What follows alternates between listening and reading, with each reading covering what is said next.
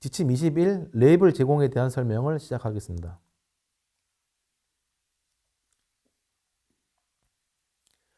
지침의 내용에 대해서 살펴보겠습니다.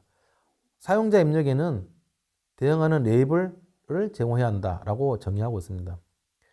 사용자 입력을 제공할 때에 이제 그 레이블 정보를 제공하라라고 하는 게 이제 핵심적인 내용인데요. 이 지침이 필요한 이유는 시각장애인들이 쓰는 스크린리더 사용자를 위한 내용입니다. 그래서 듣는 정보를 알려줄 때는 앞서서 말씀드린 링크 텍스트와 마찬가지로 입력을 할 때 바로 어떤 정보가 입력을 해야 되는지를 알아야 됩니다. 그래서 전후사정 문맥을 통해서 또는 사용자가 유출을 하게 되면 그 입력된 잘못된 입력 값을 이제 넣을 확률이 좀 높고 그다음에 이제 이용이 굉장히 어렵습니다. 그래서 사용자가 뭔가를 입력하거나 선택을 해야 되는 입력 서식을 제공할 때는 그 입력 서식에서 바로 이제 어떤 용도 목적을 인지할 수 있는 정보를 줘야 되는데 그거를 이제 그 레이블이라는 용어를 쓰고 있고요. 그래서 입력 서식을 사용할 때는 반드시 레이블 정보를 추가적으로 제공해가지고 해당 서식과 1대1로 매칭할 수 있는 그런 정보를 제공을 하셔야 되는 게 이 준수원칙의 큰 내용입니다. 그렇게 되면 그 스크린들을 쓰시는 분들이 입력 서식에 딱 진입했을 때에 이 정보를 인지하게 돼서 레이블 정보를 인지하게 돼서 어떤 걸 입력해야 되지 내가 제대로 지금 이 서식이 왔는지를 직관적으로 바로 확인할 수가 있는 거고요. 그래서 입력 서식을 잘 이용할 수 있도록 도와주는 효과를 누릴 수 있습니다. 사례를 좀 살펴보려고 하는데요. 지금 보시면 이제 화면에 입력 서식이 두 개가 있는데 비밀번호 확인이라고 제목이 딱 있습니다.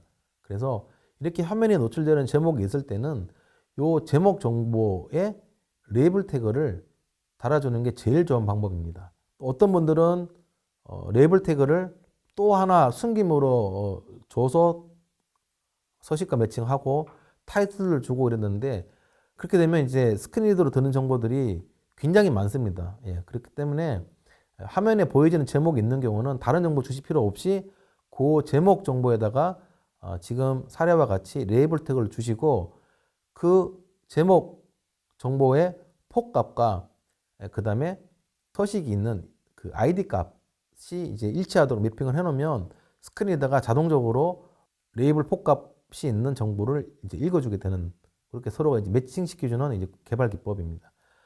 그래서 다른 정보, 타이틀 정보라든지 뭐 숨김으로 이렇게 주지 않는 것을 권장하고요. 레이블 정보를 이렇게 폭값으로 매핑해서 명시적으로 주시는 게 제일 좋습니다.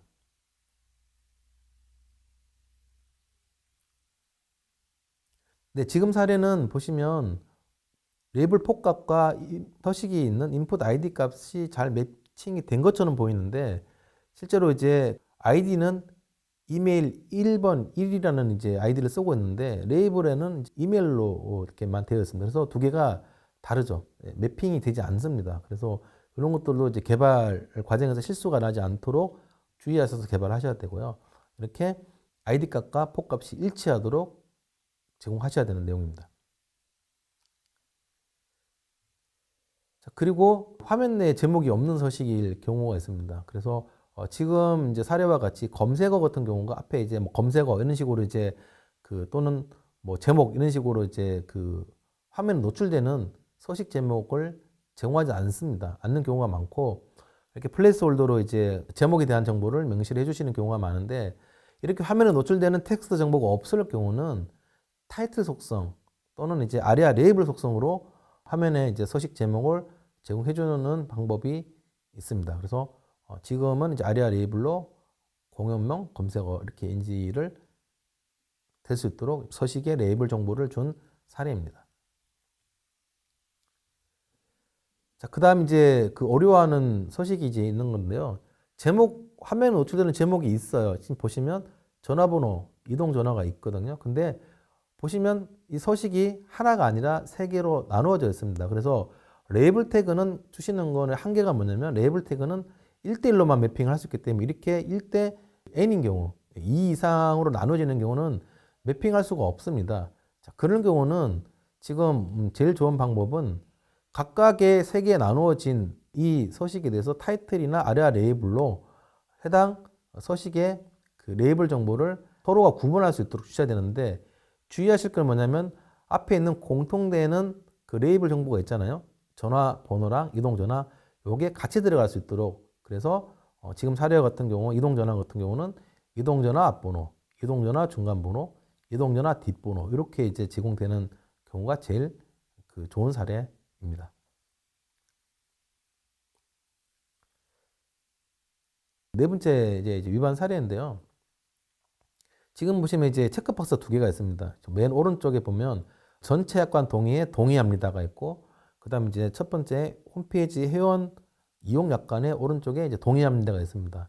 그래서 스크린도 사용자가 딱 들어갔을 땐 동의합니다가 두 개가 이제 나란히 있기 때문에 체크박스를 동의합니다라고만 이제 두게 되면 이게 어떤 게 뭘 동의하는지를 알 수가 없습니다. 그리고 이제 문맥상 이제 확인을 해야 되고 실수할 가능성이 높죠. 그렇기 때문에 이렇게 타이틀 태그로 주시는 것만으로 부족합니다. 그리고 지금 보시면 레이블 태그를 이렇게 폭값이 없이 그냥 전체를 그냥 감싸는 형태로 이걸 이제 암묵적인 레이블 제공이라고 표현하는데, 이렇게 부적절하게 좀 제공하고 있습니다. 이런 부분들은 이제 제일 좋은 개선 방법은 일단 레이블 태그를 동의합니다에 레이블 태그로 줘서 폭값으로 묶어주면 스크린 리더는 동의합니다를 이제 읽게 되고요. 그 다음에 이제 부가적인 정보를 그 타이틀 속성이나 아리아 레이블 속성으로 전체 약관 동의, 그리고 홈페이지 회원 이용 약관 동의 이렇게 제공해 줘서 레이블 태그와 타이틀 또는 아리아 레이블 그 속성 값을 병행해서 이제 제공해 주시는 방법이 있습니다.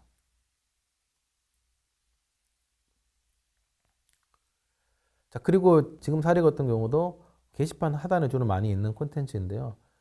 타이틀 정보를 검색 이렇게 주시게 되면 뭐 유출할 수 있겠지만 정확한 용도 목적을 이해하기 어렵거든요. 이런 것들도 직관적으로 어떤 용도 목적인지 알 수 있도록 검색 구분, 검색어 이렇게 읽어주면 스크린리더는 셀렉트 태그와 인풋 태그를 통해서 요소, 그러니까 객체에 대한 걸 읽어주기 때문에 타이틀로 이렇게 구분할 수 있는 속성값을 제공해주면 스크린 사용자들도 각 서식의 용도 목적을 구분해서 이해할 수 있도록 이렇게 제공하게 되는 좋은 사례입니다.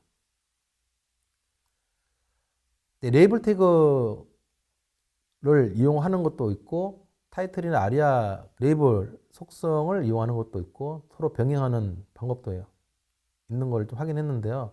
레이블 제공은 레이블 제공의 핵심적인 내용은 입력 서식을 만났을 때 별도의 전후산의 문맥 이런 것들을 확인하지 않고도 바로 소스 태그 안에서 용도 서식, 용도와 목적, 그리고 서식에 입력하는 내용 이런 것들을 직관적으로 알 수 있도록 정보를 제시하는 게 중요하다는 것을 말씀드리고 싶습니다.